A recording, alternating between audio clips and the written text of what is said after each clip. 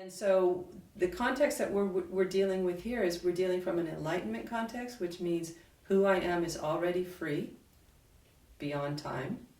And then we've got an evolutionary context, which is, we're evolving human beings and we have a lot of development to do. So both are true. And we want to start looking and interpreting our experience through those contexts. So first of all, where are we looking from? Are we looking from a position that we're really messed up and one day we'll be free? Mm. Or are we, like who I am at the deepest level is already free and I need to develop, but because I'm in this evolutionary context, there is absolutely no problem where I'm at right now. I'm just at where I'm at.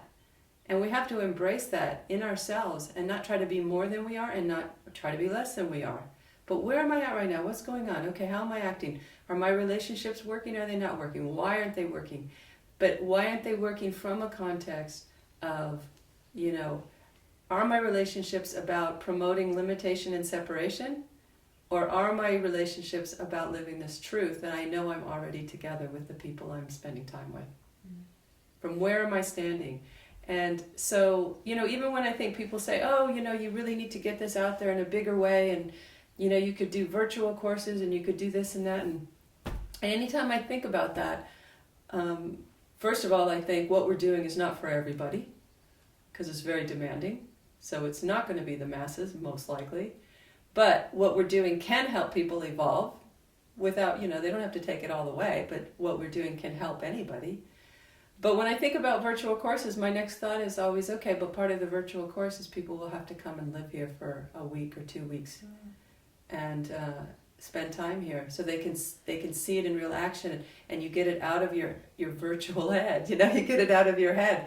Sitting, it's fantastic to be able to sit in your living room in all different parts of the world and be able to be on your computer and have no separation occurring on that call. Mm-hmm. Okay, but then it's very exciting if you have a conversation with someone and then you walk to the kitchen and you sit down with 10 other people and that conversation continues. Or you're doing practical things and you have to go through challenging things with people without dividing. And so there's a context there, there's a container that we have here that I think is really valuable that people come in and spend time in. Mm. So it's not going to be the masses, but it's going, but it's about, I know all courses, so I don't want people to misunderstand what I'm saying. It's not that courses are not real and not wanting to take it into your real life and stuff. But I think we're willing to push a little bit more than I think some people. Sometimes people could say we might be even politically incorrect.